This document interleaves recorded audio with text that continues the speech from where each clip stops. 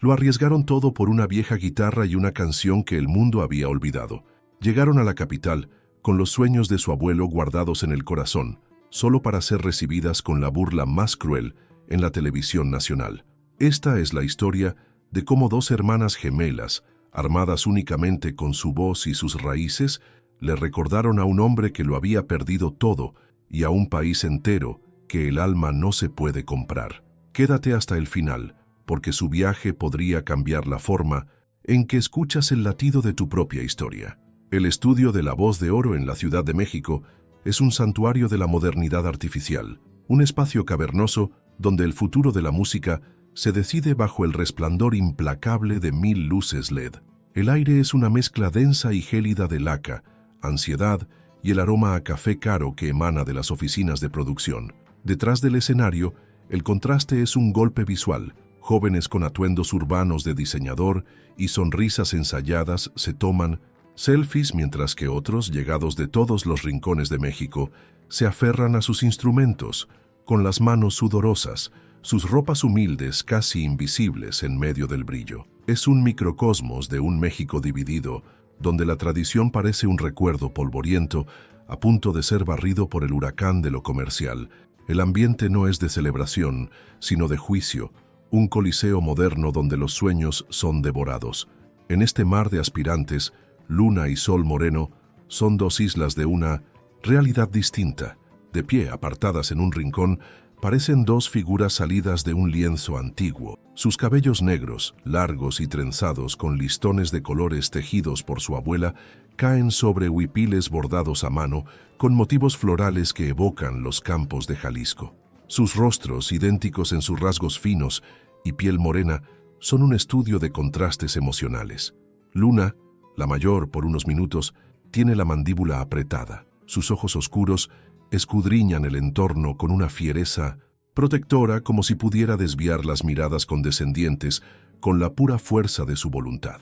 Sostiene con firmeza el único objeto que las ancla a este lugar, un viejo violón de madera gastada. Sol, a su lado, es la personificación de la vulnerabilidad.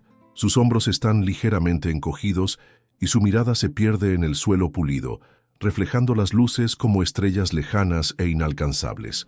En sus ojos se agita un torbellino de esperanza y pánico, un deseo tan profundo de honrar a su familia que casi la paraliza.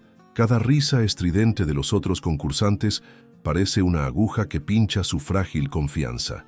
Apoya una mano sobre el brazo de Luna, no solo buscando consuelo, sino también para asegurarse de que todo es real, que están a punto de pisar el escenario que han visto durante años en la pequeña televisión de su abuela, un portal a un universo que ahora amenaza con rechazarlas por ser exactamente quienes son.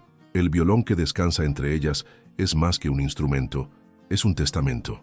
La madera de parota, oscurecida por el tiempo y el sudor de generaciones, está cubierta de una red de finas cicatrices y rasguños, cada uno un recuerdo de una fiesta de pueblo, una serenata bajo la luna o una tarde de práctica en el patio de su casa. Perteneció a su abuelo, un mariachi cuyo nombre nunca llegó a los grandes escenarios, pero cuya música era el alma de su comunidad.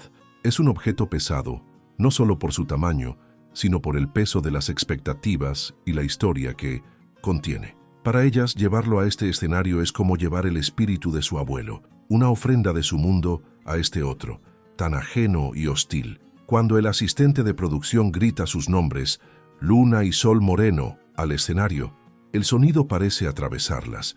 Dan un paso al frente y el murmullo de los bastidores se apaga, reemplazado por el silencio expectante de un público invisible. Caminan hacia el centro del escenario, un círculo de luz cegadora que las aísla del mundo. Allí, frente a una mesa donde se sientan los tres jueces, se detienen. En el centro, como un rey en su trono, se sienta Javier el Rey Morales, un hombre de 50 años cuyo rostro es una máscara de cinismo pulido. Su traje italiano de $20,000 no tiene una sola arruga, y su mirada las recorre de arriba a abajo con un aburrimiento calculado, una evaluación que las despoja de su humanidad y las convierte en un producto más. Javier se inclina hacia su micrófono, una sonrisa torcida jugando en sus labios. No se dirige a ellas, sino a los otros jueces y al público, como si las hermanas fueran parte de la decoración. ¿Vinieron de la feria del pueblo? Suelta, su voz goteando un sarcasmo diseñado para entretener. Hace una pausa dramática, observando su único instrumento. Solo trajeron un instrumento para las dos. Supongo que la crisis está afectando a todos. La frase cae como una piedra en un pozo. La influencer a su lado suelta una risita aguda y el cantante de reggaetón sonríe con condescendencia. La humillación es un veneno que se esparce por el aire, denso y palpable. Las cámaras se cierran sobre el rostro de Sol. Una lágrima solitaria se desprende de su ojo derecho y traza un camino brillante sobre su mejilla. Baja la cabeza. El peso de la vergüenza es demasiado para soportar. Siente el sueño de su familia, el sacrificio de su abuela, el legado de su abuelo, todo hecho añicos por la crueldad casual de un hombre que ni siquiera conoce sus nombres. En ese instante, el escenario deja de ser una oportunidad y se convierte en una picota.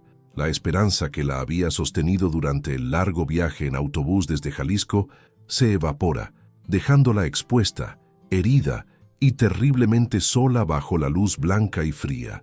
Pero entonces, Luna aprieta el violón con tanta fuerza que sus nudillos se vuelven blancos. Da un paso adelante, interponiéndose ligeramente entre Sol y la mesa de los jueces. Levanta la barbilla y en sus ojos ya no hay miedo, sino una llama de orgullo herido. Se acerca al micrófono. Su voz tiembla pero resuena con una convicción inquebrantable. «Este violón», dice, su mirada fija directamente en Javier, ignorando a los demás, «tiene más historias que todos los discos de oro en esta pared. Es la voz de nuestra familia». La declaración queda suspendida en el aire, un desafío silencioso que transforma la atmósfera del estudio. El desdén de Javier vacila por una fracción de segundo, reemplazado por una chispa de sorpresa. ¿Te está gustando lo que ves? No. Olvides suscribirte y decirnos desde qué rincón del mundo nos estás viendo. Tu apoyo nos ayuda a seguir contando historias como esta. La memoria de su hogar en Jalisco es un refugio cálido contra el frío del estudio. Es el olor a tierra mojada después de la lluvia, el sonido de las gallinas picoteando en el patio y la imagen de su abuela Elena, con sus manos arrugadas pero ágiles, moliendo maíz para las tortillas del día. Crecieron en una pequeña casa de adobe con un techo que goteaba durante la temporada de lluvias, pero que siempre estaba llena del sonido de la música. Su abuelo, Mateo, a quien solo conocieron por las historias y una fotografía descolorida, era un músico de corazón, un hombre que creía que una canción bien cantada podía curar una pena o celebrar una buena cosecha. Él les dejó el violón, su única herencia de valor. Elena, su abuela, se convirtió en la guardiana de ese legado. Les enseñó las canciones que Mateo componía, historias de amor, de pérdida y del orgullo de ser de Jalisco. Les contaba cómo él soñaba con tocar en el Palacio de Bellas Artes, un sueño que la pobreza y una muerte temprana le arrebataron. Para Luna y Sol, aprender a tocar no fue una lección, fue un acto de amor, una forma de mantener vivo el espíritu de su abuelo. Pasaban las tardes sentadas bajo el gran árbol de mezquite, sus dedos torpes al principio, buscando las notas correctas en las cuerdas gastadas, mientras Elena tarareaba las melodías, corrigiéndolas con una paciencia infinita. El violón se convirtió en una extensión de ellas mismas. Luna, con su naturaleza pragmática, dominó los acordes complejos, el ritmo firme que es la columna vertebral de la música ranchera. Su forma de tocar era sólida, anclada a la tierra. Sol, la soñadora, encontró su voz en las melodías. Su canto era un lamento puro que podía elevarse por encima de las notas más altas con una claridad asombrosa. Juntas, creaban una armonía que solo los lazos de sangre pueden producir, un sonido que era a la vez desgarrador y esperanzador, un eco de las generaciones de morenos que habían cantado esas mismas canciones. Era su lenguaje secreto, su fortaleza. Sin embargo, fuera de su pequeño mundo, esa fortaleza era vista como una debilidad. En la escuela, los otros niños se burlaban de su música de viejitos. El pop y el reggaetón que salían de cada radio y teléfono móvil eran el nuevo evangelio, y su tradición era una reliquia.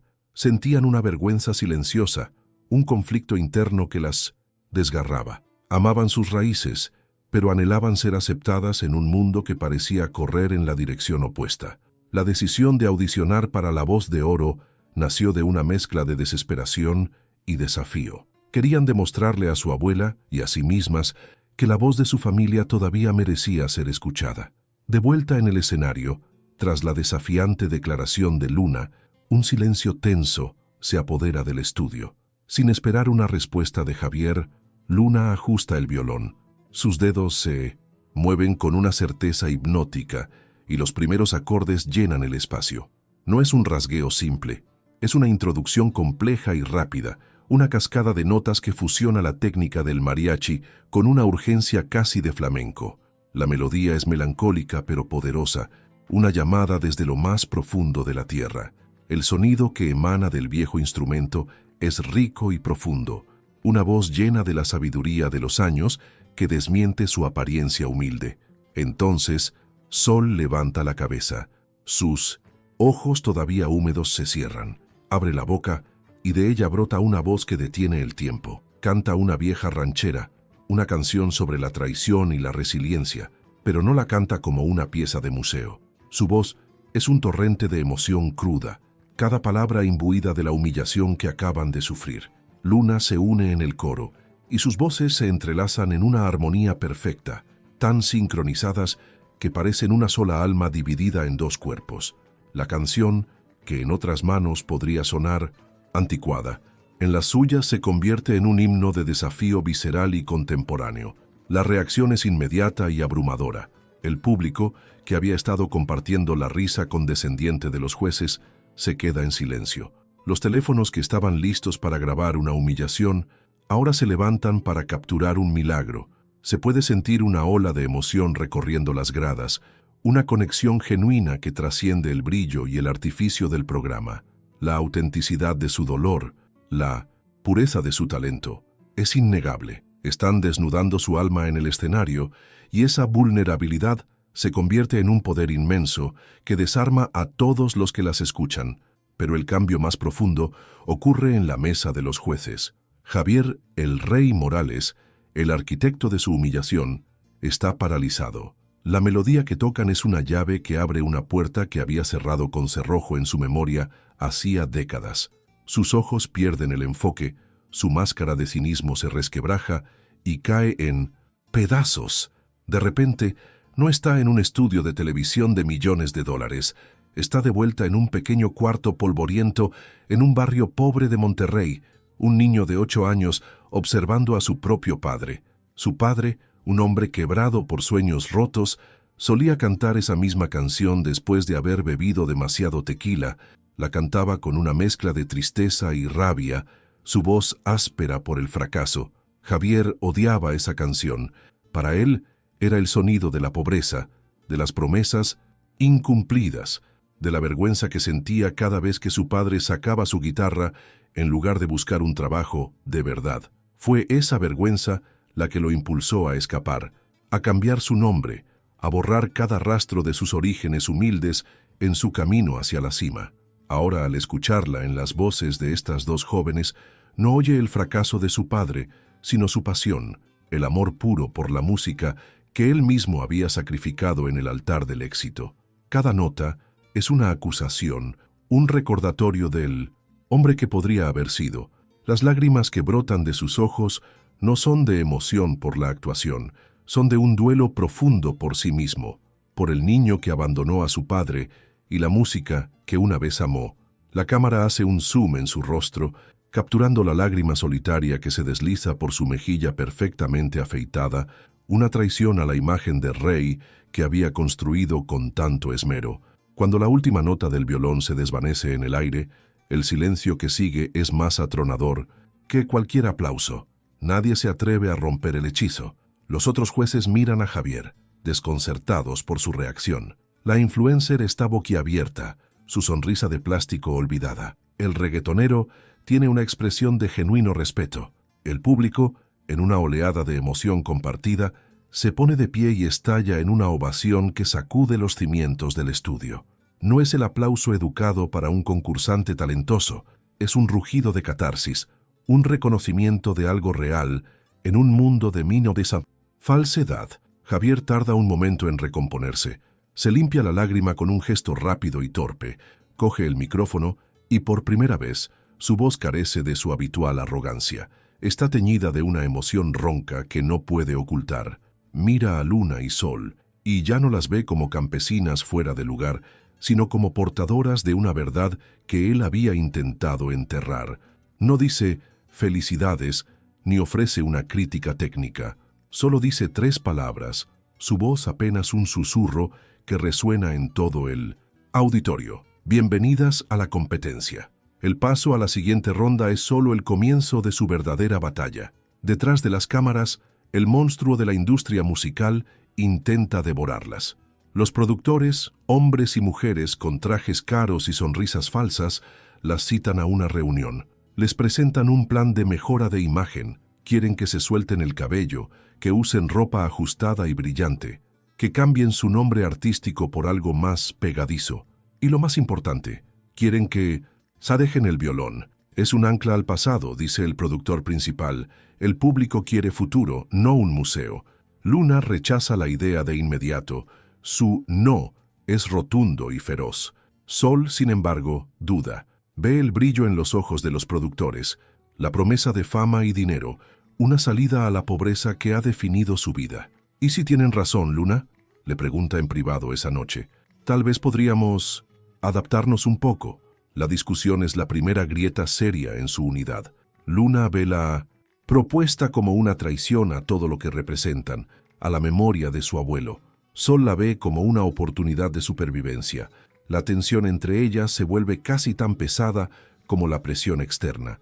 Los otros concursantes no les hacen la vida más fácil. Las miran con una mezcla de desprecio y envidia.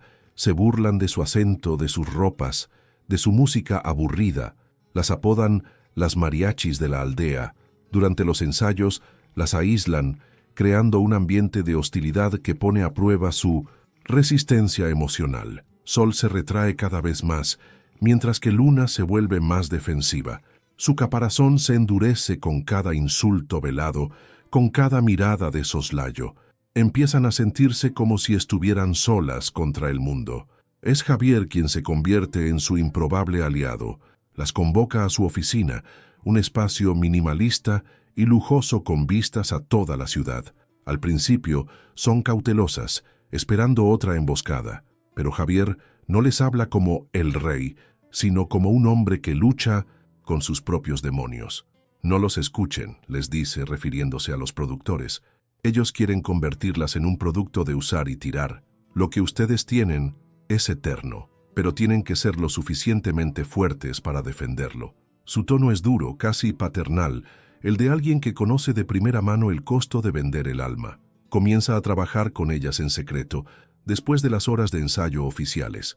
No intenta cambiar su estilo, sino pulirlo. Les enseña sobre arreglos, sobre cómo usar la dinámica para hacer que sus canciones sean aún más poderosas. Las empuja a escribir su propia música, a contar sus propias historias. La canción de su abuelo les abrió la puerta, les dice, pero sus propias canciones las harán inmortales.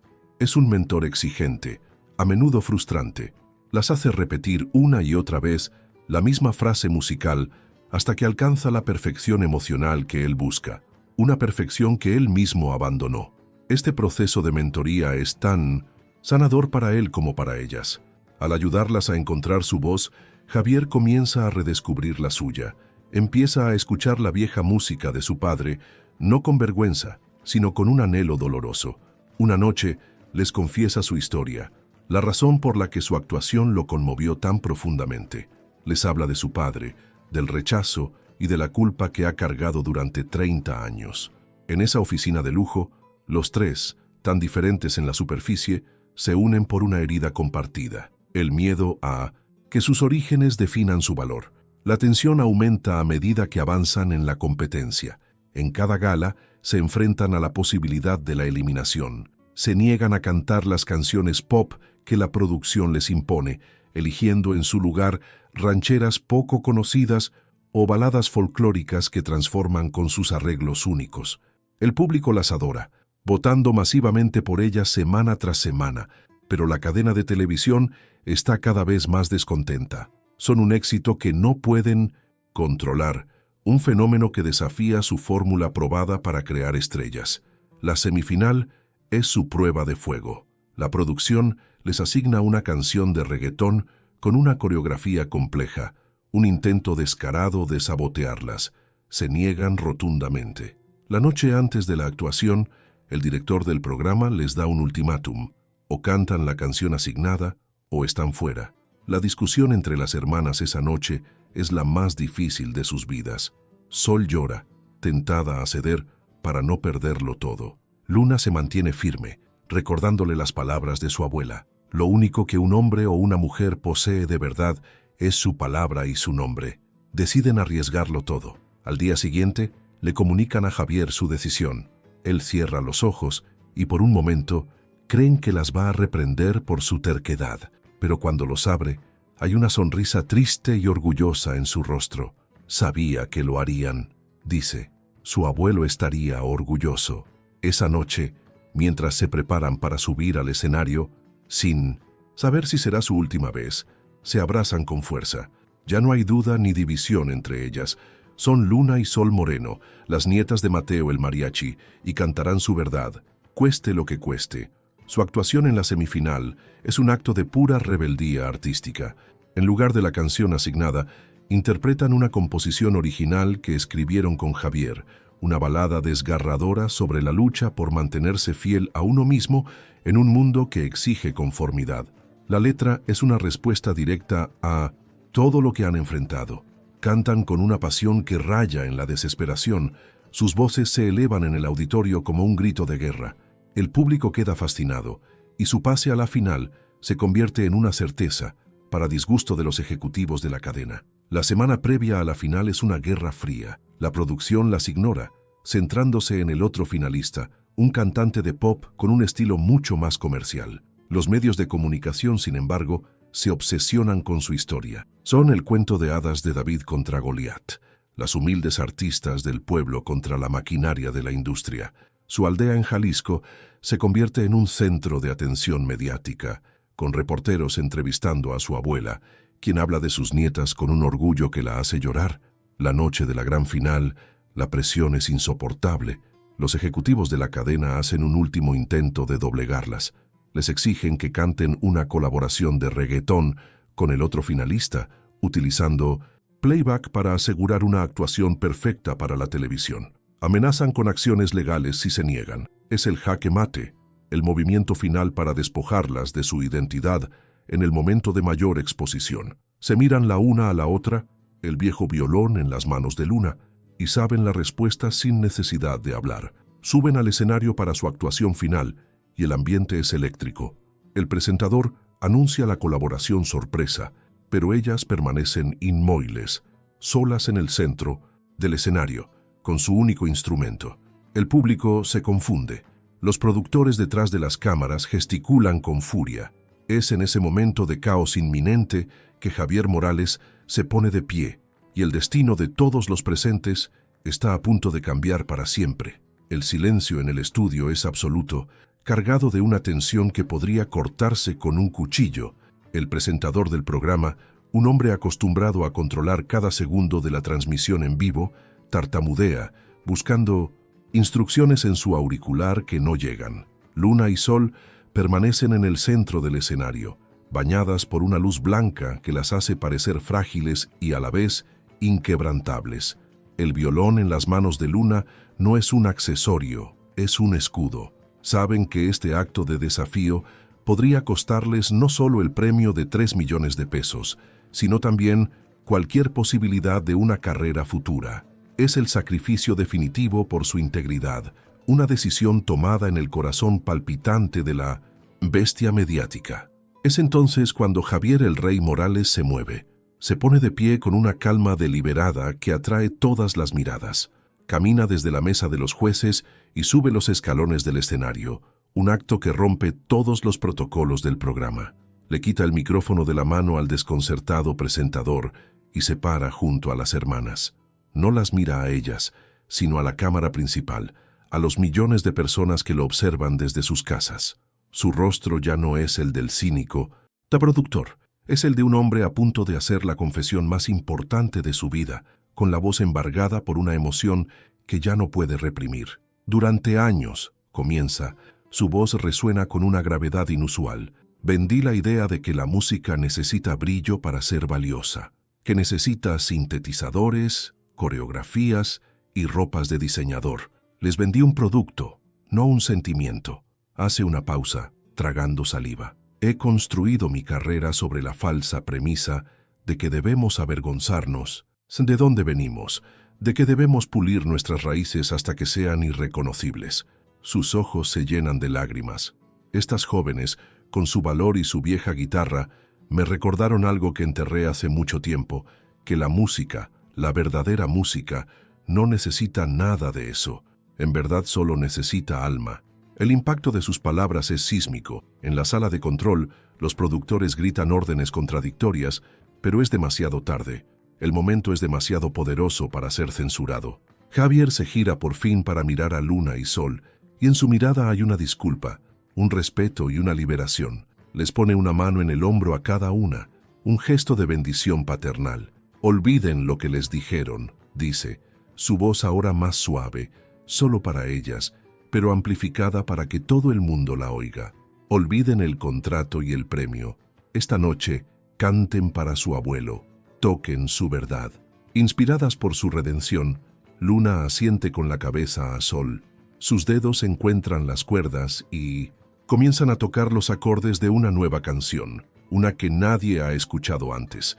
Es su composición, la balada que escribieron sobre su familia, sobre la tierra que las vio nacer, la pérdida de su abuelo y el orgullo de llevar su sangre. La voz de Sol se eleva, más pura y poderosa que nunca, y Luna se une a ella, sus armonías tejiendo una historia de resiliencia y amor incondicional. La actuación es devastadora en su honestidad. No hay artificios, no hay espectáculo, solo dos voces, un violón y una verdad tan profunda que rompe el corazón y lo reconstruye de nuevo, más fuerte que antes. ¿Te está gustando esta historia? Deja un like y suscríbete al canal. Ahora continuamos con el vídeo. Cuando la última nota vibra y se desvanece en el silencio, por un instante, nadie respira. Luego, el auditorio explota. No es solo aplauso, es un torrente de emoción cruda, un grito colectivo de gente que ha sido testigo de algo auténtico. El público no solo ha escuchado una canción, ha sentido una historia. Las líneas telefónicas para la votación se saturan en minutos. El resultado es inevitable. Con un porcentaje récord del 92% del voto del público, Luna y Sol Moreno son declaradas las ganadoras de La Voz de Oro. El confeti dorado cae del techo, pero en lugar de celebrar con gritos de euforia, las hermanas simplemente se abrazan, llorando en silencio, aferradas a su violón como si fuera un salvavidas. Han ganado mucho más que una competencia. La victoria de las gemelas no es solo un titular de noticias. Es el inicio de una pequeña revolución cultural. Su canción, La Voz de mi Familia, se convierte en un himno nacional no oficial. Sube al número 1 en todas las plataformas de streaming, superando a las estrellas de reggaetón y pop. De repente, los jóvenes de todo México empiezan a desempolvar las viejas guitarras de sus abuelos. Se produce un resurgimiento del interés por la música folclórica, ahora vista no como algo anticuado, sino como algo radicalmente auténtico. Su triunfo demuestra que hay un mercado masivo para la verdad, para el arte que nace del corazón y no de un algoritmo. Fiel a su transformación, Javier "El Rey" Morales renuncia a su puesto en el programa al día siguiente. En una rueda de prensa que conmociona a la industria, anuncia la creación de su propio sello discográfico, Alma Records. Su misión, declara, es encontrar y apoyar a artistas que, como Luna y Sol, tengan una historia real que contar. Artistas que prioricen el alma sobre el brillo. Su primer fichaje, por supuesto, son las hermanas Moreno. Ya no es el cínico que busca el próximo éxito de usar y tirar. Se ha convertido en un mecenas de la autenticidad, invirtiendo su fortuna y su reputación en preservar la verdadera riqueza musical de su país. Con el premio de 3 millones de pesos y el adelanto de su contrato discográfico, lo primero que hacen Luna y Sol es regresar a su aldea en Jalisco. No llegan en un coche de lujo, sino en el mismo autobús de siempre, recibidas como heroínas. En lugar de comprarse una casa grande o lujos, invierten el dinero en su comunidad, financian la renovación completa del viejo y abandonado centro cultural del pueblo, un lugar donde su abuelo soñaba con dar clases de música. Lo convierten en un espacio vibrante, lleno de vida y arte para todos. La inauguración de la Escuela de Música Gratuita Hermanas Moreno es un día de fiesta para toda la región. El edificio, recién pintado y equipado con instrumentos nuevos donados por la Fundación de Javier, está lleno de niños ansiosos por aprender. La escena final de este acto muestra a Luna y Sol, no en un escenario glamuroso, sino sentadas en el suelo del aula, rodeadas de niños pequeños. Tienen el viejo violón de su abuelo en sus manos y le están enseñando a una niña de 6 años a tocar su primer acorde. La sonrisa en sus rostros es más brillante que cualquier foco de televisión. Han hecho algún gesto de bondad que cambió una vida, ya sea la suya o la de otra persona. Dejen un corazoncito si creen que el amor y la autenticidad son más poderosos que cualquier riqueza. Suscríbanse para más historias de segundas oportunidades que les tocarán el alma. Comenten, el amor no tiene precio, si ustedes también creen en el poder de nunca olvidar de dónde vienes.